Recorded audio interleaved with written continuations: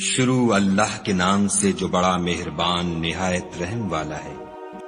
پس کافروں پر خدا کی لعنت، جس چیز کے بدلے انہوں نے اپنے تئیں بیچ ڈالا وہ بہت بری ہے، یعنی اس جلن سے کہ خدا اپنے بندوں میں سے جس پر چاہتا ہے اپنی مہربانی سے نازل فرماتا ہے۔ خدا کی نازل کی ہوئی کتاب سے کفر کرنے لگے تو وہ اس کے غضب بالائے غضب میں مبتلا ہو گئے، اور کافروں کے لیے ذلیل کرنے والا عذاب ہے۔ اور جب ان سے کہا جاتا ہے کہ جو کتاب خدا نے اب نازل فرمائی ہے اس کو مانو، تو کہتے ہیں کہ جو کتاب ہم پر پہلے نازل ہو چکی ہے ہم تو اسی کو مانتے ہیں، یعنی یہ اس کے سوا اور کتاب کو نہیں مانتے، حالانکہ وہ سراسر سچی ہے، اور جو ان کی آسمانی کتاب ہے اس کی بھی تصدیق کرتی ہے۔ ان سے کہہ دو کہ اگر تم صاحب ایمان ہوتے تو خدا کے پیغمبروں کو پہلے ہی کیوں قتل کیا کرتے، اور موسیٰ تمہارے پاس کھلے ہوئے معجزات لے کر آئے تو تم ان کے کوہ طور پر جانے کے بعد بچڑے کو معبود بنا بیٹھے، اور تم اپنے ہی حق میں ظلم کرتے تھے۔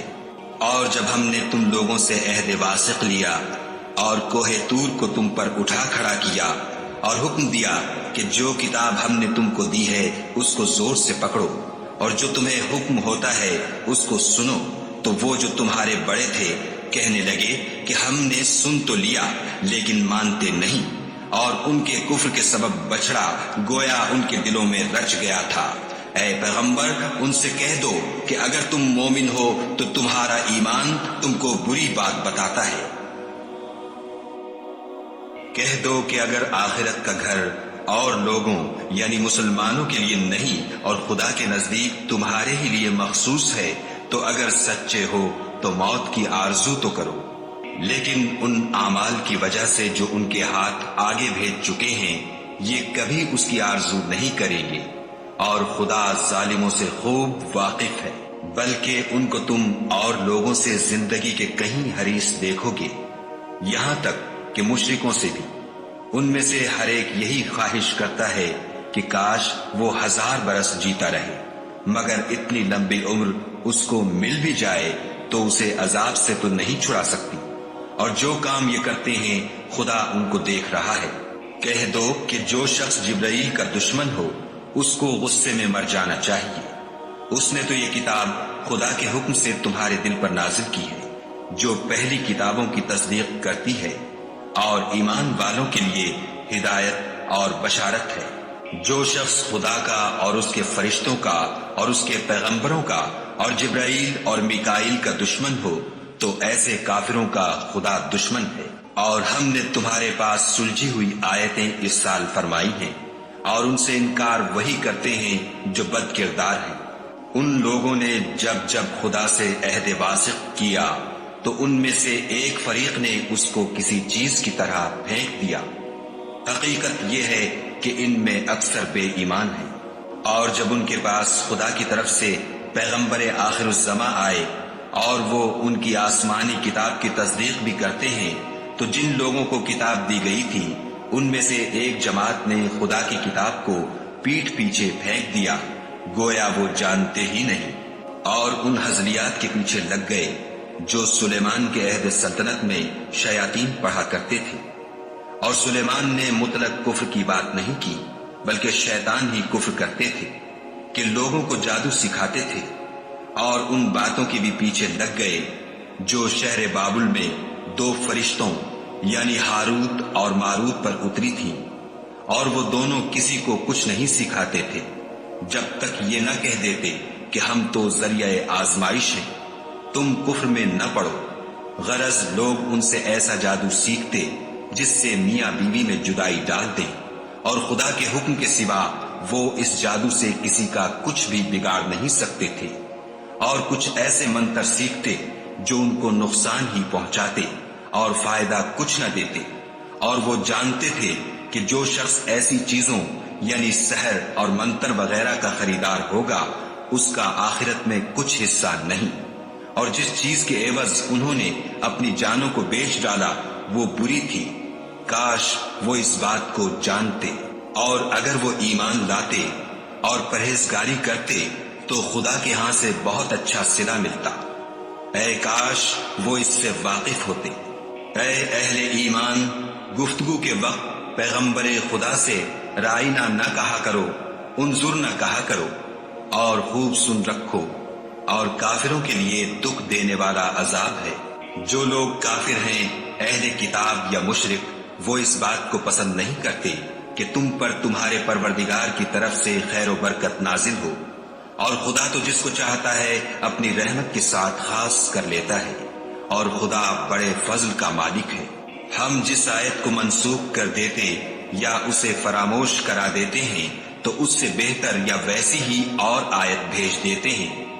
کیا تم نہیں جانتے کہ خدا ہر بات پر قادر ہے؟ تمہیں معلوم نہیں کہ آسمانوں اور زمین کی بادشاہت خدا ہی کی ہے، اور خدا کے سوا تمہارا کوئی دوست اور مددگار نہیں۔ کیا تم یہ چاہتے ہو کہ اپنے پیغمبر سے اسی طرح کے سوال کرو جس طرح کے سوال پہلے موسیٰ سے کیے گئے تھے؟ اور جس شخص نے ایمان چھوڑ کر اس کے بدلے کفر لیا، وہ سیدھے رستے سے بھٹک گیا۔ بہت سے اہل کتاب اپنے دل کی جلن سے یہ چاہتے ہیں کہ ایمان لا چکنے کے بعد تم کو پھر کافر بنا دیں، حالانکہ ان پر حق ظاہر ہو چکا ہے۔ تو تم معاف کر دو اور درگزر کرو یہاں تک کہ خدا اپنا دوسرا حکم بھیجے۔ بے شک خدا ہر بات پر قادر ہے۔ اور نماز ادا کرتے رہو اور زکوٰۃ دیتے رہو، اور جو بھلائی اپنے لیے آگے بھیج رکھو گے اس کو خدا کے ہاں پالو گے۔ کچھ شک نہیں کہ خدا تمہارے سب کاموں کو دیکھ رہا ہے۔ اور یہودی اور عیسائی کہتے ہیں کہ یہودیوں اور عیسائیوں کے سوا کوئی بہشت میں نہیں جانے کا۔ یہ ان لوگوں کے خیالات باطل ہیں۔ اے پیغمبر، ان سے کہہ دو کہ اگر سچے ہو تو دلیل پیش کرو۔ ہاں، جو شخص خدا کے آگے گردن جھکا دے، یعنی ایمان لے آئے، اور وہ نیکوکار بھی ہو، تو اس کا صلہ اس کے پروردگار کے پاس ہے۔ اور ایسے لوگوں کو قیامت کے دن نہ کسی طرح کا خوف ہوگا اور نہ وہ غمناک ہوں گے۔ اور یہودی کہتے ہیں کہ عیسائی رستے پر نہیں، اور عیسائی کہتے ہیں کہ یہودی رستے پر نہیں، حالانکہ وہ کتاب الہی پڑھتے ہیں۔ اسی طرح بالکل انہی کی سی بات وہ لوگ کہتے ہیں جو کچھ نہیں جانتے، یعنی مشرک۔ تو جس بات میں یہ لوگ اختلاف کر رہے ہیں، خدا قیامت کے دن اس کا ان میں فیصلہ کر دے گا۔ اور اس سے بڑھ کر ظالم کون جو خدا کی مسجدوں میں خدا کے نام کا ذکر کیے جانے کو منع کرے اور ان کی ویرانی میں سعی ہو؟ ان لوگوں کو کچھ حق نہیں کہ ان میں داخل ہو مگر ڈرتے ہوئے۔ ان کے لیے دنیا میں رسوائی ہے اور آخرت میں بڑا عذاب۔ اور مشرق اور مغرب سب خدا ہی کا ہے، تو جدھر تم رخ کرو ادھر خدا کی ذات ہے۔ بے شک خدا صاحب وسعت اور باخبر ہے۔ اور یہ لوگ اس بات کے قائل ہیں کہ خدا اولاد رکھتا ہے۔ نہیں، وہ پاک ہے، بلکہ جو کچھ آسمانوں اور زمین میں ہے سب اسی کا ہے، اور سب اس کے فرما بردار ہیں۔ وہی آسمانوں اور زمین کا پیدا کرنے والا ہے۔ جب کوئی کام کرنا چاہتا ہے تو اس کو ارشاد فرما دیتا ہے کہ ہو جا، تو وہ ہو جاتا ہے۔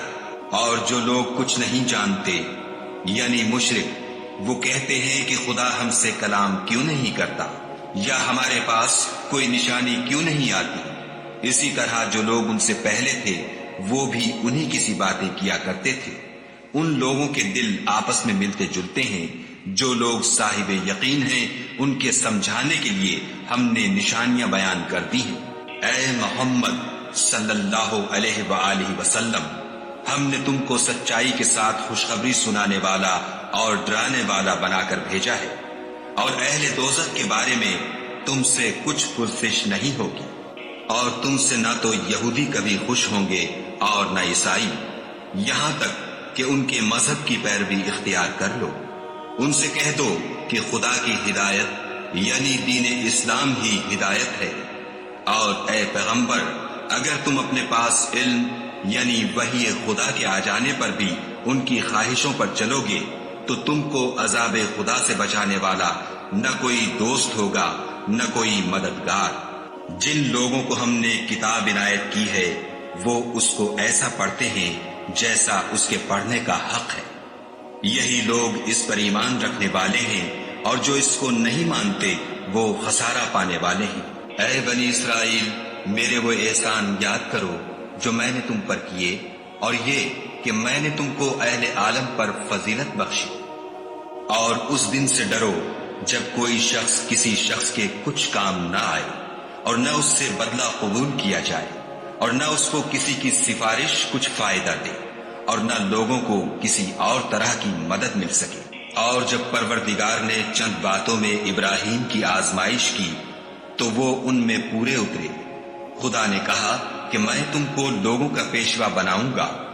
انہوں نے کہا کہ پروردگار میری اولاد میں سے بھی پیشوا بنائیو۔ خدا نے فرمایا کہ ہمارا اقرار ظالموں کے لیے نہیں ہوا کرتا۔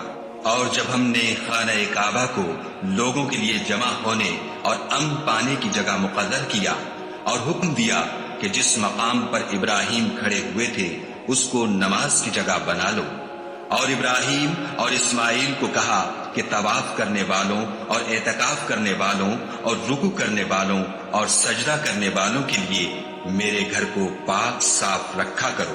اور جب ابراہیم نے دعا کی کہ اے پروردگار اس جگہ کو امن کا شہر بنا، اور اس کے رہنے والوں میں سے جو خدا پر اور روز آخرت پر ایمان لائیں ان کے کھانے کو میوے عطا فرما، تو خدا نے فرمایا کہ جو کافر ہوگا میں اس کو بھی کسی قدر متمتع کروں گا، مگر پھر اس کو عذاب دوزخ کے بھگتنے کے لیے ناچار کر دوں گا، اور وہ بری جگہ ہے۔ اور جب ابراہیم اور اسماعیل بیت اللہ کی بنیادیں اونچی کر رہے تھے تو دعا کیے جاتے تھے کہ اے ہمارے پروردگار ہم سے یہ خدمت قبول فرما، بے شک تو سننے والا اور جاننے والا ہے۔ اے پروردگار ہم کو اپنا فرما بردار بنائے رکھیو، اور ہماری اولاد میں سے بھی ایک گروہ کو اپنا مطیع بناتے رہیو، اور پروردگار ہمیں ہمارے طریق عبادت بتا اور ہمارے حال پر رحم کے ساتھ توجہ فرما، بے شک تو توجہ فرمانے والا مہربان ہے۔ اے پروردگار ان لوگوں میں انہی میں سے ایک پیغمبر مبعوث کیجو جو ان کو تیری آیتیں پڑھ پڑھ کر سنایا کرے اور کتاب اور دانائی سکھایا کرے اور ان کے دلوں کو پاک صاف کیا کرے، بے شک تو غالب اور صاحب حکمت ہے۔ اور ابراہیم کے دین سے کون روگردانی کر سکتا ہے بجز اس کے جو نہایت نادان ہو۔ ہم نے ان کو دنیا میں بھی منتخب کیا تھا اور آخرت میں بھی وہ زمرہ صلحاء میں ہوں گے۔